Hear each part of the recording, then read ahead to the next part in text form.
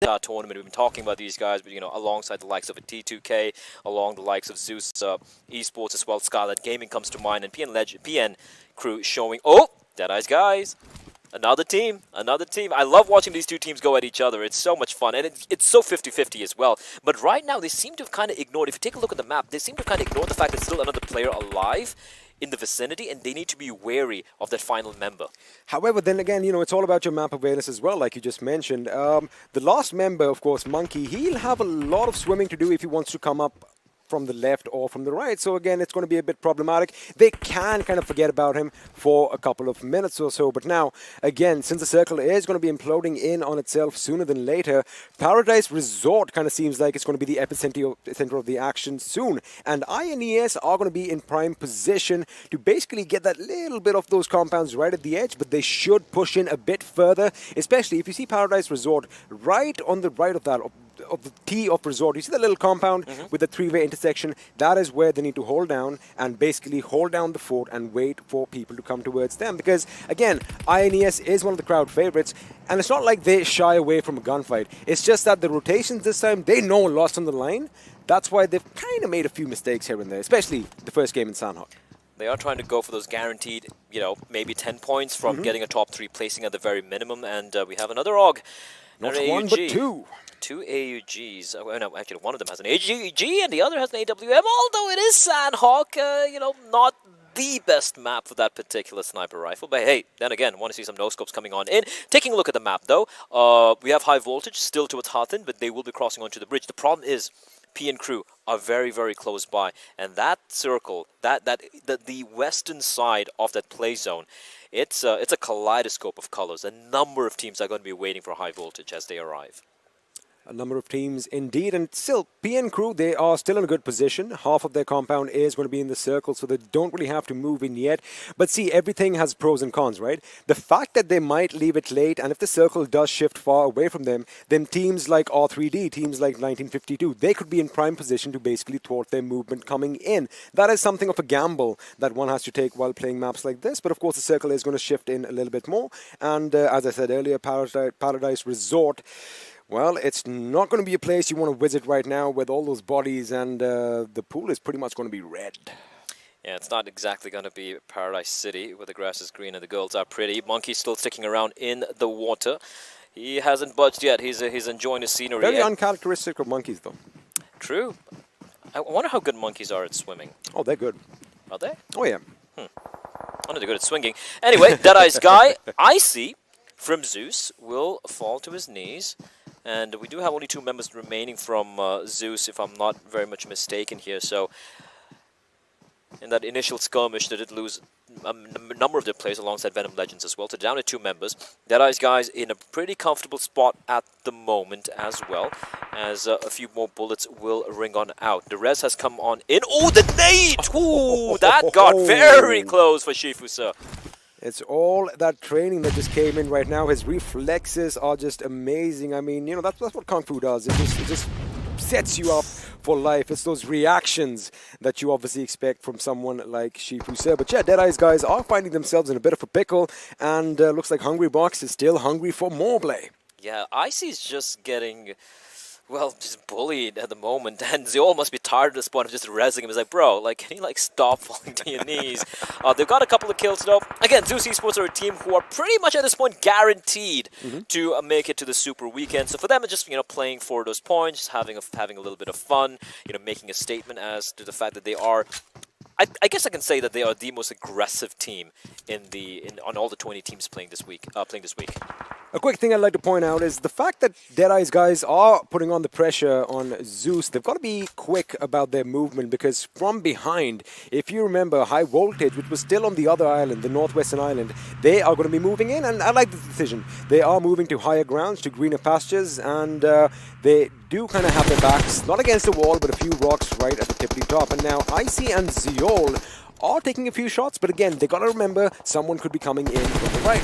And this is interesting. Deadeye's guys, they're facing a lot of problem, and Zeol from the distance. Wow! Vehicular manslaughter, and that is going to be 2 members just wiped out. by the one man here. They're still taking a few shots, and R3D are just proning. They're like, oh yeah, we don't want to be a part of that. And despite the fact they're down to just the 2 men, they still are a deadly force to contend with. I mean, I'm pretty sure IC was like, wait a second, you knocked me down how many times? 2 times? All right, there you go. I'm going to take out 2 players with 1 single bang. And that is exactly what happened, of course. Deadeye's guys, see, using vehicles in Sanhok at this stage is a give or take, right? Because it makes so much of a sound. About 160 meters around you, people know you are coming. So it is a bit of a risky move, as there you go. Another vehicle is going to come under fire yet again by IC. They are adept at those long-range skirmishes, Blair. Eventually they need to move though, right? So take a look very quickly at the circle, and you can see they are not exactly in the safe zone. And INES though, they've managed to reach Paradise Resort. They're still not in the play zone, but they haven't had to deal with anyone. PN Crew now duking up with Seal. F4 having eliminated in the meantime, just on 0 kills in the 14th position, and a rough end for them. Legend going for a very killer actually. Sorry, that was Legend going for a very, very brave play there. And Seal, they're all together, and they know PN Crew are in the vicinity, but they don't know exactly where. They still know where Sandesh is, somewhere downhill. But I like the way PN Crew have kind of spread themselves a bit thin. They have kind of spread themselves thin, and I like the path that they actually took, because they had a few options of going directly towards the center of the circle, but they are going to try and stay towards the edge, which is the right decision in my opinion. But again, going up against Seal Esports could be a bit tricky, and if on the other end, not too far off, maybe 100, maybe 200 meters away, Blood Legion are lying in wait. They have been pretty silent so far, but the fact that they have 4 members could come to bite them later on. Indeed it could. We do have Zeus down to just 1 member. They have 4 kills to the name. You can take a look there. Deadeye's guy as well. They had all 4 alive, and now suddenly they're down to 1 member. And look at the nades being lobbed in by High Voltage. A little too deep, that particular Molotov. In 1952, they're trying to stay alive here. High Voltage, a team who have looked quite fantastic so far, and they have pushed into the circle, into the play zone, and there are a cluster of teams. The final member of Zeus is there, R3D are there, 1952 is there, and very quickly, very soon, Venom Legends are going to be joining the party. They are going to be joining indeed, but you've got to keep an eye out for a lot of other teams. Now, Venom Legends, they have been reduced to a 2-man squad, so that is something that could be a little tricky, as we see High Voltage now finding themselves in a position getting surrounded by the enemy. Something that should not have happened, because they took their sweet time coming into the circle. Zake dealing a bit of damage. Deadeye's guys, there we go. They get eliminated, 13th position, not a single kill to the name. They looked like they were in a good spot, but unfortunately in the end, they really weren't. INES now are duking it out with DRS. And INES are coming under heavy fire again, reminding everyone INES have a lot to lose, but it looks like that's it. It looks like INES is down to 1 member, but hold on. Seal taking the fight. INES do get eliminated in 12th position. They're not going to be happy campers with that one. Seal taking the fight at the end. He spotted a Sandesh. Sandesh down to his knees. And now I believe it's only Ayush. I think it might be a 1v1 here. Oh. It is a 1v1, but Baron comes out on top. And Seal will wipe out the Legends. Venom Legends will be eliminated 11th position, and Seal, despite the 3 knocks for their side, they keep all 4 players alive. And the best thing is, they have all 4 players alive, and they have another compound just a short distance away where they can go in and basically fortify and wait for all the other opponents to come towards them. Just quickly talking about INES, I'm going to come to my point as another fight breaking out between 1952 and High Voltage. Zeus finally will be taking down the lone surviving member. I do believe it's IC getting found out here. And look at Assassin out in the blue. He's taking damage from the blue, but doesn't matter. He's still going to take out 2 members. And he's doing it pretty much single-handedly. Sharp. He knows that a couple of players nearby. A well-placed nade could be perfect, but instead, he's just going to hold and bide his time. He's going to force the circle to push High Voltage into his line of sight, and High Voltage are going to be facing a hail of bullets, and the blue, and they're getting mowed down. There's nothing they can do. 1952 have done it. They have completely obliterated High Voltage there. Great job coming in from 1952, and they even have time to go for the res onto entry. 1952 showcasing some prowess over here. I love the confidence. They were waiting out in the blue. They knew they're going to take a little bit of damage, but that is what we expect from a team like this. Now, as the circle has shrunk even more and it's going to get a lot more tighter, the teams are going to be forced to come in towards one another's positions. Now, T2K was doing a wonderful job, but the fact that they are out in the blue, my question is, can they make it to the circle? Well, blah, blah, blah. Doesn't look like he's going to make it. And again, the circle is so ruthless right now, you wouldn't even have time to go for the res, right? You can see people falling by the wayside. And Seal are on a tear. 8 kills, all 4 alive. T2K, well, they have 6 kills as well, but down to 2 members. But it looks like 2 of them have somehow managed to make it to the to the play zone? I'm not too sure. But right now, a team that's looking very comfortable is Carnage. They are comfortable. However, even though, it kind of looks like they can be shot down at by all these high grounds up top, T2K really don't have many options because, well, we have 1952 who are going to spot them the moment they let loose a few bullets. So T2K are really stuck against a hard spot. And, oh, wait a second, they're going in for the kill. Looks like Otsarga might have actually spotted the enemy here, Blay. R3D getting eliminated, but they get 8 points. That's a massive number of kills for the team to get. And CNE, Carnage being pushed, trained to kill. They're down to 2 members, but as we know, they live up to their names. These guys are deadly indeed. They have 6 kills to be looking to up their tally. Nade sailing in, Molotov making life very uncomfortable. As Seal, he's still going at it. Blood Legion are coming under fire, and it looks like they are going to be knocked out as well. Blood Legion getting eliminated in the 6th place. Utsurga, though. Utsurga and Rated Sir, 2 players who have been around the scene for quite a while. But the Flames, the Molotov is perfection, and he's got a drop and roll. And Rated Sir, it looks like he will stave off death for the time being, but the circuit gets taken down, and he's in the Flames as well. This is not looking good at all, and I do believe that's it. That's it for T2K. It looks like they've been knocked on out, and Seal, they are on a rampage. 11 kills. And they still have a couple of players still alive and kicking, Baron and Wally, and they are dealing death and destruction. Rated is definitely going to be kicking himself, and, well, his teammates might be pointing a few fingers as well. That Molotov slip-up was quite devastating, and as a result of that, they have been eliminated. Down to the final 3 teams, as you just called it out. Carnage are looking really good. Where is Mafia Ninja? Oh, he just died out? Oh, he's still out there. He's healing himself up in the Paradise Resort, I believe. Okay. And there you have it. Look at that 12 first aids on this lad over here. He's grinning. He just might end up the runner-up over here, Blake. He might just get a 2nd position. Now, it depends on how long. He is. Yeah, he is. There's nothing Seal can do. The blue is on. Wally, he's just trying to stave off the inevitable. He's going to try and heal himself as well. It's going to be a heal battle between Wally and, of course, the final member of DRS. But he is getting pushed by Carnage. Carnage won that kill. They won that kill point, and it is going to be, ladies and gentlemen, it is a 4v1, but Mafia Ninja, he doesn't care. Can we take a look at his camera? Can we take a look at Mafia Ninja and his smiling face, because he knows he's at least ensured. He's still got a grin on his face. He knows he's got a 2nd position, and for Carnage Esports, though, they do get a chicken dinner, and they have done it in style. I'll tell you something funny, though. In style, absolutely. They're going to be searching for the last man. Little do they know that he is all the way out of the Paradise Resort. And, of course, they know that the heat battle is going on. He's now down to 4 first aids from 12. This is, of course, interesting. I mean, at this point, he can just stop healing himself, right? I know, but then, well, it's just adding a little bit of insult to injury. They want to make CNE work. They want them to have that fear that, wait a second, is he like a snake right between our feet? Everyone's going to be checking their feet right about now. So anyway, this was a wonderful outing. DRS, in fact, was the team that wiped out INES at the Paradise Resort, which is going to be quite detrimental for INES's chances to make it to the top 16. But there you have it, ladies and gentlemen. The final first aid has been administered, and down goes Mafia Ninja. Carnage Esports with victory here in Sanhok. 8 kills to the name. They leave Carnage in their wake. A very, very convincing win coming up from Carnage, not losing a single player as well. And look at them. They're calm, they're comfortable. And with this chicken dinner, I think they can pretty much sit out the remainder of the games. They don't need to play anymore, actually, because I think they've kind of solidified. And I do believe, yes, they won't be playing anymore. That's a final game for them. Well, I think having a final game done in such amazing style and winning it with such amazing style, and let's just make sure we point one thing out. All 4 members intact till the end. In a map like Sanhok, I know it sounds pretty familiar, but it is quite rare, especially at this stage, because the competition is just amazing. We do have to touch a little bit about INES. Now, we did paint a picture that they needed a good game here. I think 12th position. They did get a few placement points, but I'm not sure if it's going to be enough. But you know what? That's something the desk can talk about. Exactly. I think we're going to have a look at what INES is doing after this little break. Don't go anywhere, because we have 2 more matches of intense PUBG Mobile action for you. We'll be back after this break.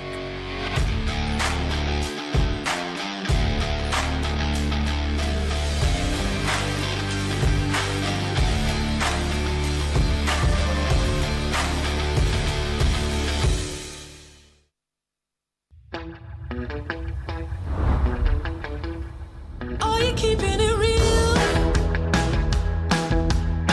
I'm calling shotgun, wanna see my baby run.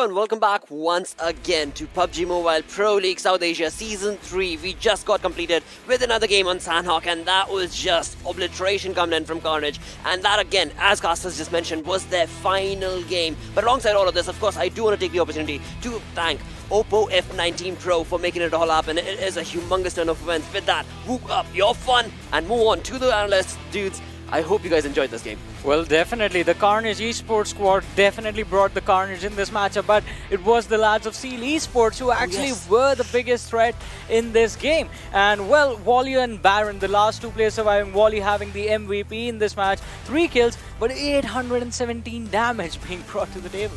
I mean, that's pretty much Team Seal over there. You've got Baron and Wally, the two last players, the two players that you want to survive for your team. And they did pretty much the job. But T2K really being caught off guard, I really felt that they should have actually smoked it out, because, you know, the shots were coming in, you were protected once, but that does not really happen twice. So sort of hurts. It certainly does hurt, but one thing that will not hurt is to be able to look at the screen, because again, you look at the top players, you're looking at Seal X just completely dominating right here with Wally, Baron, as well as Zaki chiming in.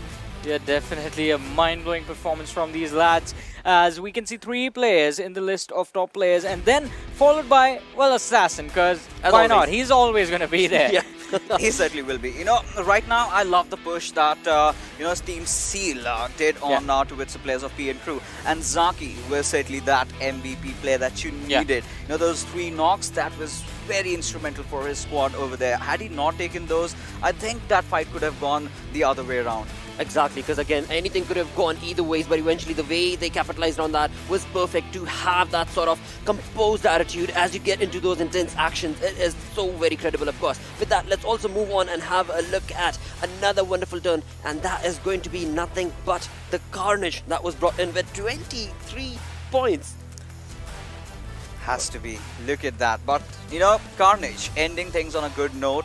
They are going to be sitting it out for the remainder of the matches. So they had to get that chicken dinner going in for themselves. And considering Team Seal, this was the last game. So all these teams do understand the fact. But the same cannot really be said for Team INES. And of course, as you know, the segment progresses, we will have a discussion regarding how INES and Carnage provided the fact that they go around onto the edges, but the rotation times, that is something that has to be focused on. Yeah, definitely. Out of the 4 teams that will be sitting out the next 2 games, Zeus and INES definitely did take a fall, but Seal Esports and Carnage do establish themselves that they will be moving forward towards the Super Weekend. Because even before this game, let's take a recap and have a look at the overall standings. Even before this game, if you remember, they were in a really good spot, and this just solidifies that position even little bit more stronger now. Absolutely does, because again, I mean, of course, we do want to talk about INES. With that, let's talk about that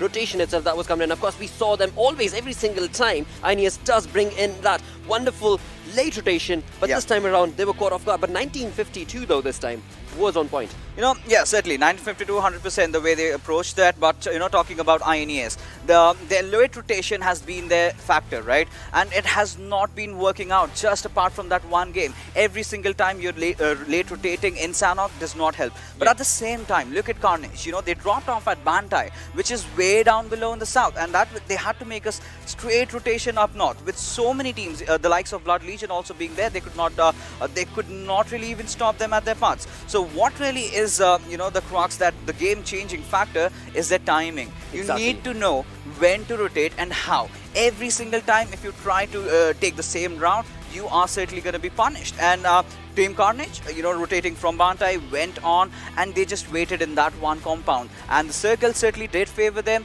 and they did manage to get the chicken, easy peasy. Yeah, but I also want to talk about the man with a beautiful, beautiful smile that is going to be Mafia Ninja. I mean, the team managed to make their way towards Paradise Resort, but see how early they realize that things are not going to work out like in the future from there on out, and they leave that man behind to go for that heal battle while the rest of the lads move up, take the fights ahead of them and try and pick up a few more kills. And he just kept on healing in that Paradise Resort, brought his team to the 2nd place. Again, commendable approach, because again, if you're not able to get as many kills as you wanted, it's absolutely fine because eventually those placement points will factor in and chime in to the overall placement itself. With that, let's have a look at all of these sort of different moments that took place throughout the map of Sandhawk, and it is time for our moments. Well, Deadeyes, this is a team that I really thought could do way better. But considering the fact that it's Sandhawk and using a vehicle, they were obliterated. They were deleted from the server. And Zyol, you have to give it out to the man. Well, definitely you have to give it up to him, but I want to give props to another team that is going to be R3D Esports. These guys might have woken up a little bit too late, but they can still try their level best to make it to the first Super Weekend. This game, from their side, I felt like it was something that they desperately needed. Coming with the 8 kills, 10 points in total, the placement points are lacking, but at least the team is taking a lot more fights. They are being aggressive, and the fights are turning out good in their favor. Yeah, exactly. And then again, we have seen Blood Legion dropping off at Paradise Resort, but this was not the case today. This time, they went towards Spainan, but could not really make anything out of it. I really thought that maybe they could have gone in good with the rotations, but towards those end circles they were certainly caught off by the players of Seal, and that was the case of Demise. Exactly, and talk about Seal, a look at the damage that they brought into this game. I mean, that was just phenomenal turnover wins for this team, because that team deserves this. The kind of gameplay that this Mongolian team always does bring to the table is commendable, and with that sort of an approach, I mean, there's no other team that's even close to it. Well, definitely. Seal Esports, they went on, well, an absolute destruction on anyone that came in front of them. Obliterated them completely out of contention. But talk about the other players. High Voltage, amazing performance coming in from the players. R3D Esports, as I said, amazing gameplay being showcased, but were put to display. They have to do the same thing in the next 2 matches as well. They have to. They need to. It is so very crucial, because this is the moment for them to showcase that domination. Otherwise, that top 16 spot is going to be slowly and steadily walking away from them, as it's doing so already. With that, let's move on to the overall rankings and find out, when it comes to the standing of all these teams, how are they faring? There you have Train to Kill finally, taking that first spot that they have been eyeing out for. And they started taking the first spot in the first day in terms of overall rankings, and seems like they are still there.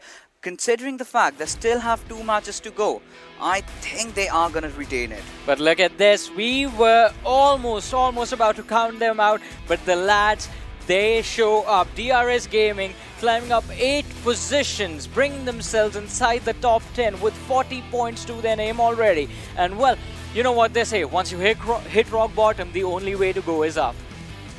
Certainly is. But Skylight Gaming, considering you have 2 more games remaining, I think this is also one of those teams that will be fighting it out for the top spot. Then again, High Voltage, this has been one of those squads that has been consistent throughout all the games. Regardless of the factor that they've not been getting those chickens going in their favor, look at the positioning points, 33 already. And Assassin always being there for the squad. And the moment Oddzy really shines, I think that's when High Voltage can edge it up. So, look at this. INES on the 11th position with 38 points to their name. Right? Are you sure about that? Because look at Future Station, 31 points. They don't have matches remaining. Yes, exactly. 31 points and sitting on the 16th position. And then you have Blood Legion with 26, 17, F4 on the 18th with 26 as well, A1 Esports on the 19th with 26. Anyone, like almost all 3 of these teams, in fact, can actually climb up.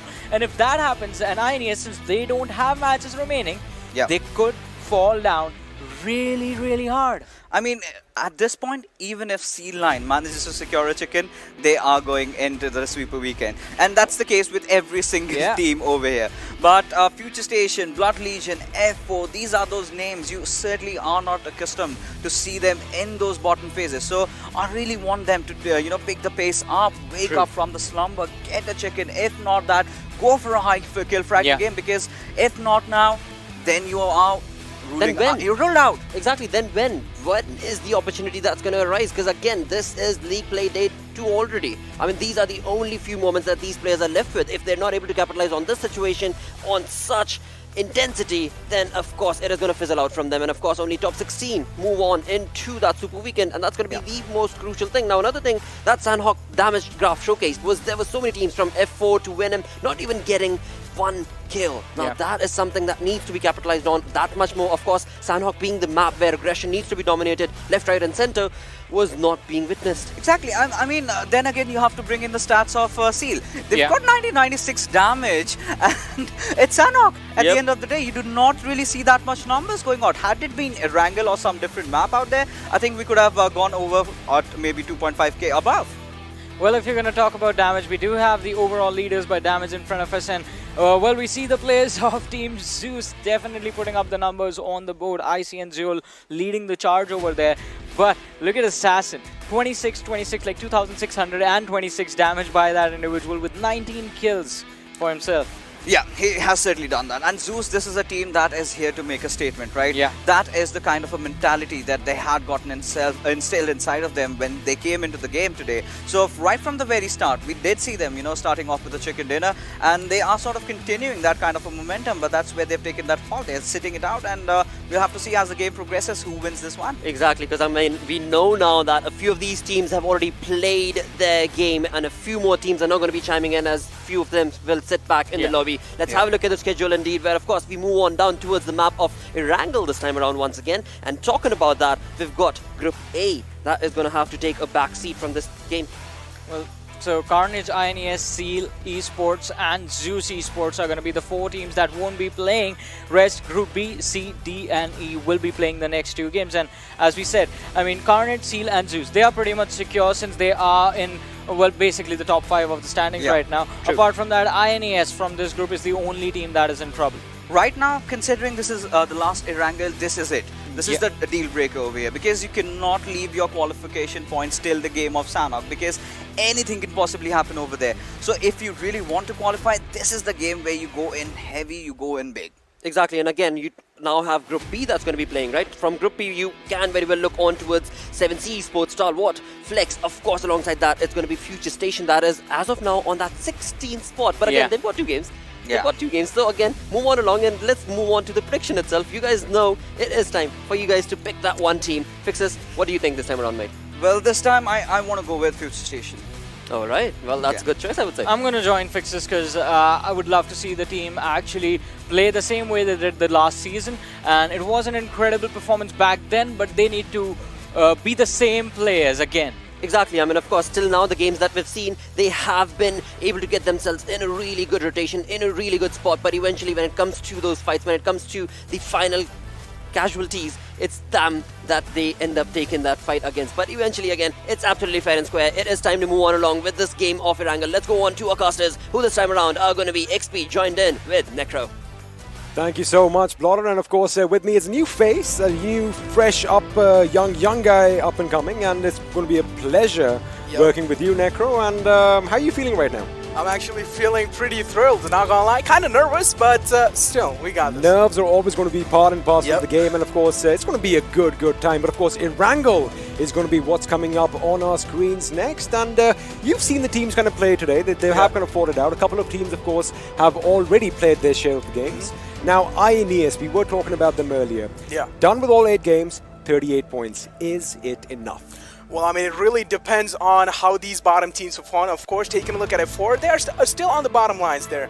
And they only have 26 points. If they make a massive comeback in this game, then INES are done for. I mean, if we talk about, points or a massive game, Seal 9, I believe, are in the 20th position with 2 games in hand, and I think 18 points separate them from a team like INES. So we could see a little bit of a shuffle, and of course, we all want to know which 16 teams are going to go on to the Super Weekend. But without further ado, we're going to have another map underway as well. All the players are ready. You can have a look at them on your screens right now. And I love the fact that we have the vault opening up above us, and we are going to propel ourselves into the next game as the big bird is taking to the sky once again. And if we quickly have a look at the playing path, we are going to be going from the northeast to the southwest, flying over the mansion. The farm is going to be in contention all the way to Primosk. Now, I know you've done your homework and you know exactly where all the teams are going to be dropping. So, Necro, what can we expect in this map?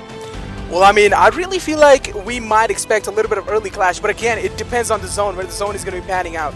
And that is going to be a little secret that the game will be keeping from us. But again, I really feel like if I want to guess which team might come out on top, then I really feel like Team F4 needs to come out on top, or even Stall or Flex have a massive chance. They have a massive chance indeed, and of course the fact that, you know, now it isn't basically a fight for the top 16 positions, because a lot of teams, especially in the former half of the table, they've already made it. So we know they're going to go to the Super Weekend. It's those teams on the latter half that are going to be a little worrisome, but it looks like R3D are heading to their spot up to the northeast, Kamishki, Stolber as usual, and I want to see a lot more action down at the military base. But like you mentioned earlier, it's all about the first circle. Is it going to be nice and easy and centralized for everyone to have a good time, or are we going to have the gods of PUBG throw us a little bit of a curveball? Is it going to be in the water? We're going to have to wait and find out. I really want to see a military-based circle, you know? When the rotations man. happen, it's like such a fun thing to watch, because you see a lot of people, you know, taking the waterways and even the bridgeways, and we do know the bridgeways are really exposed, but nope. The PUBG gods are not going to be listening to our wishes, as the circle is more kind of focused on the Gatka side. It is going to be focused a bit towards the west of the map, kind of centralized if you have a look at it. That means all the teams, they still have a lot of maneuvering space if they want to get to their favorite locations. Now, of course, INES is not here in the game. I would have expected them to go to Georgia Paul. So, you know, Georgia Paul is up for grabs. Seal 9 is definitely going to be progressing all the way to the west. And looks like we already have some shots being fired, as Steel's shot is still mid-air. But Entry maybe needs to give a little bit more time at the practice range. Exactly. I mean, certainly it is really tough to, you know, get those shots landed on when the guys are in the sky. But again, now, of course, one thing we are taking a look is that Seal 9 is making a massive rotation over here, and seem like they are going to go towards the apartment areas of Georgia Pool, which does make sense. It has a lot of loot again, and the circle is also kind of favoring them. But again, it comes down to if you're going to be taking a lot of time looting yourself, and if you're going to be making those late game rotations inside the middle of the circle, then that might be a little troublesome. You might get caught off guard.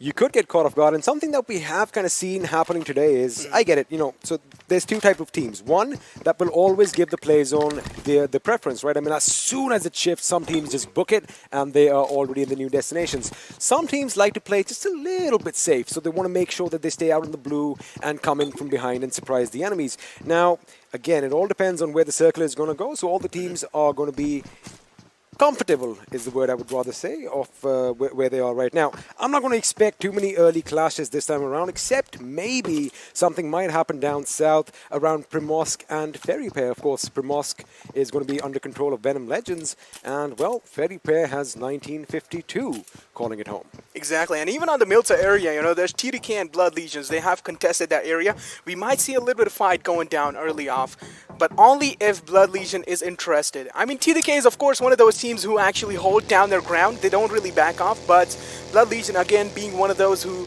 is kind of aggressive. We have seen them in the past, you know, go real aggressive, but taking a look at the way these guys are performing, I really feel like these guys should, you know, take their sweet little time overall thinking the positioning and even, you know, just overall thinking about the fight. Well, they better not take too much time, because again, they just have 2 games in hand. And yes, you're right, you know, PMC, they are the winners. We did see a lot of aggression back then. However, this time around, they really haven't showcased that. It could be the nerves, it could be the jitters. Of course, this is a bigger stage, it's a grander stage, it's the first time. So, you know, all these factors can come in. But of course, once you start getting a few kills, once you wipe out an opponent team, I think that's when the momentum starts rolling. Exactly. That's when your confidence actually rolls up as well. But now, again, I really want to see how F4 is going to be making their entrance inside the circle. But R3D, again, they might get compromised by DRS if they're going to be making those rotation from close down Yasnaya. Because DRS, again, one of the teams we do know how, like, they are, you know, contesting. They actually contest the compound down, and then they just hold it down. And when they see any kind of squads actually moving by next to them, they just start spraying them down. Those suppressive shots are so important. So important, of course. You don't want to give your position away right at the beginning. You know, the opponents are going to find out, are going to figure out where the shots are coming from. But of course, you're right. It's the element of surprise that DRS definitely have on their side. But of course, that is a talk for another day, because they are still outside the circle at Yasnaya, and R3D are moving dangerously close. However, on our screens right now, we have High Voltage, the usual spot. This is where you expect them, the apartments and the school. And again, they are in the circle. My hypothesis is they are going to move a bit west as you can see them, and they might hit that Pochinki Hill. It is dead smack center overlooking the Gatka fields, so that would not be a bad position to be in right now. Yeah, exactly. That wouldn't be a bad position. But one thing I can tell you is that Carnage is looking real good. They have won the previous game, and now their confidence might be real good. Like, I'm telling you, they might be on a cloud 9 right now. They could be, and not just winning the game, they did it in style, having all 4 members alive till the end. Now, again, I'm emphasizing that point because it is quite rare in a map like Sandhawk. Sandhawk is the third-party capital of PUBG Mobile, and well, you can drop from either end. But right now, we do have the map on our screens, and you can have a look. Most of the teams are going to be traversing towards the center. All those compounds scattered around Gatka are going to be occupied. But my question is, what's going to happen as the teams are rotating in from the east? Teams like R3D Esports, are they going to clash with DRS Snaya, or are they going to clash somewhere else? You did mention F4. Looks like they have a smooth sailing. If they just keep going west, they can make it to the circle without much of a problem. Yeah, but exactly. But TDK is actually waiting for them. 2 of their TDK members are right over there, and maybe if F4 decide to go and contest the same compound as they are in, then that might be a little bit of a problem. And again, Yasna, I did mention that R3D, if they make a little bit of more closer rotation from Yasna, they might get caught off guard by DRS. But again, getting a knockdown while those rotations are happening might not be that easy. As we take a look at 1952, they already have a real good position onto the bridge side. Maybe they just want to, catch some squads off guard while they're making the rotation, and then it seems like Stalwart Flex might just walk into their trap. Let's see if the trap laid out by 1952 is going to be effective, because on our maps I do see some movement, and in fact Magnet should be the one relaying that information. There you have it. They are going to be coming in their direction right about now, and they are coming in full force. I like the fact that they are split up. Here comes the buggy. There goes one. He didn't shoot him. I like the fact that he hasn't fired shots, because he's still concentrating on the cars behind, and there you have it. He's going to open up. Crypto is coming under heavy fire, and he almost gets knocked out. A bit of a mistake over here by Magnet, but now their position has been given away. Exactly. Now, of course, getting the knockdown onto Crypto, seems like Stalwart Flex aren't really having the time of their life, as they have already lost out on 2 of their players. Uzum certainly is not in a position where he can be retreatable or even revivable by his teammates, so he's kind of a gone case over here. But again, Stalwart Flex making that aggression onto Johnny, being the one. Seems like he wants that finish onto him, but Entry going to be there in the backlines to provide the cover. But Johnny, again, kind of struggling somewhere down line, but Entry